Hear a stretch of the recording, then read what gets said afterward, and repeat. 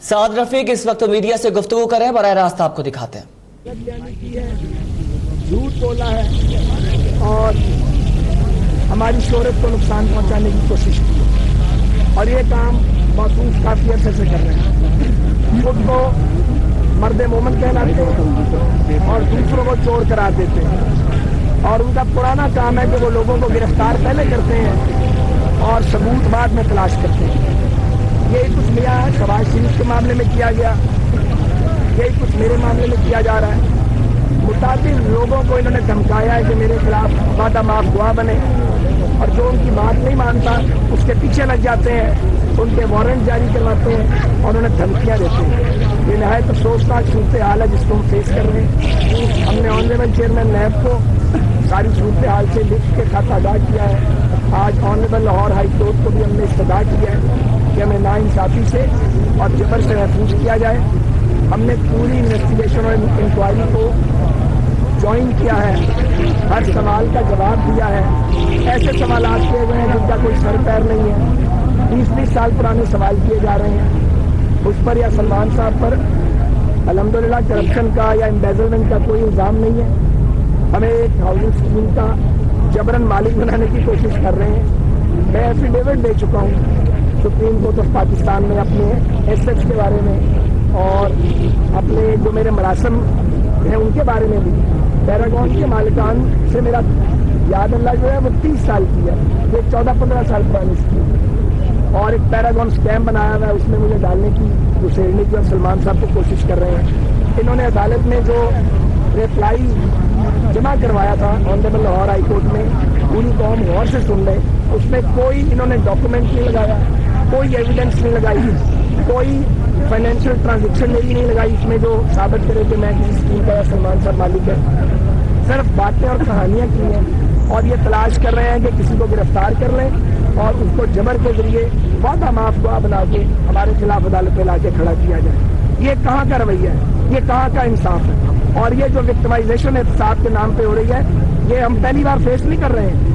General Musharraf کے دور میں بھی یہی کچھ ہوا تھا اور 4 سال کے بعد مجھے ریگریٹ کا لیٹر آیا تھا، جو لیٹر آنریبل کورٹ میں ہم نے جمع کرایا ہے اسی معاملے میں جس کی آج انویسٹیگیشن ہو رہی ہے۔ یہی نیب ریگریٹ کر چکی ہے، ہماری حکومت بھی نہیں تھی اس وقت اور مجھے افسوس سے کہنا پڑتا ہے کہ موجودہ حکومت اس انتقامی عمل میں پوری طرح شریک ہے اور ملک کے وزیر اعظم بجائے پاکستان کے مسائل کو حل کرنے کے، فنڈامنٹل ایشوز کو ایڈریس کرنے کے، وہ اپوزیشن کو ٹارگٹ کرنے میں مصروف ہے اور اس کے لیے نیب کے کندھوں کا سہارا لیا جا رہا ہے۔ ہم نے بہت صبر سے کام لیا ہے، بہت برداشت کیا ہے، ہم نے بات نہیں کی، ہم بھگتتے رہے ہیں۔ 1-1.5 سال سے یہ قصہ جاری ہے، بہت سارے لوگ اس کام پر لگے ہوئے ہیں۔ ہم نے کوشش کی ہے کہ جو سوال پوچھا جائے اس کا جواب دیا جائے۔ میرے الیکشن میں مجھے خراب کرنے کی کوشش کی گئی، دونوں بار نیب کے کندھے پہ بندوق رکھ کے چلی اور میری کردار کشی کی کوشش کی گئی۔ ہم نے کیا کیا ہے؟ ہم نے خون دیا پاکستان کو، ہم نے جمہوریت کے لیے جیلیں کاٹی ہیں۔ میرا گناہ یہ ہے کہ میں ووکل ہوں، میں بات کرتا ہوں، بات کرنا بند کر دوں کیا؟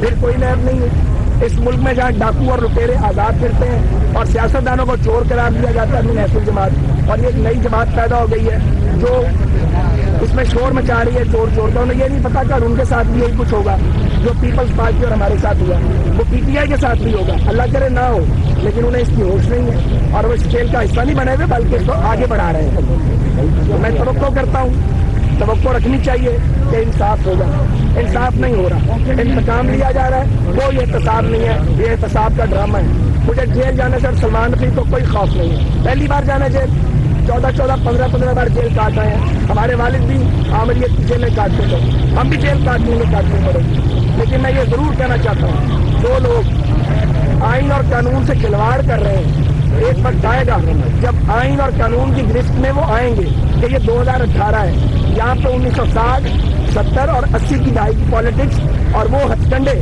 اب چل نہیں سکتے۔ میں چاہتا تھا کہ نہ بولوں، ابھی بھی میں بہت کم بول رہا ہوں، بہت ہی کم بول رہا ہوں، جو کچھ مجھے معلوم ہے اس کا 10واں حصہ بھی نہیں بول رہا، لیکن میں نہیں چاہتا کہ میری باتوں سے کوئی بات بڑھے اور آگ لگے یا چیزیں درجہ حرارت بڑھے۔ ہم ٹیمپریچر کیوں کم کرنا چاہتے ہیں؟ ہمیں کوئی خوف نہیں ہے کسی چیز کا، ہمیں خوف ایک بات کا کہ اگر ٹیمپریچر بڑھا अगर ये लड़ाई बढ़ी और अगर ये हुकूमत और अपोजिशन गुत्था गुत्था हो गए, इस मुल्क का क्या बनेगा? ये मुल्क जो संभाला नहीं जा रहा। जब नाइंसाफी होगी, जब लोगों को मुंतखब लोगों की तजलील की जाएगी, उनको जूते लगाए जाएंगे, उनके मुंह काले किए जाएंगे, उनके कपड़े फाड़े जाएंगे, उनके खानदानों की तजलील की जाएगी, तो मुझे ये बताइए कब तक ये बात चलेगी? हमारे फॉलोअर्स आज पुरमन खड़े हैं, पुरमन रहेंगे, लेकिन इनके दिलों में तो ये बात आएगी कि हमारे से ज्यादती की जा रही है। ज्यादती की भी कोई हद होती है, हर हद आप क्रॉस करते जा रहे हैं। तो मैं आज यहाँ बाहर जीटीए चौक पे खड़ा होकर एक बात भी ये कहना चाहता हूँ कि मामलात को पॉइंट ऑफ नो रिटर्न पे लेके ना जाया जाए। अभी ये नौजायदा जमहूरियत है, अभी ये पूरी जमहूरियत नहीं है, और पूरी जमहूरियत लानी है तो फिर आपस में ये जो एक से दस्तों गिरेबान होने का तरीकाकार है, एक दूसरे के गिरेबान फाड़ना, एक दूसरे को चोर चोर कहना। लाहौर में ख्वाजा साद रफीक मीडिया से गुफ्तगू कर रहे थे। उन्होंने कहा कि नहीं चाहते कि जमहूरियत को नुकसान पहुंचे, हमारे खिलाफ केस में कुछ नहीं है।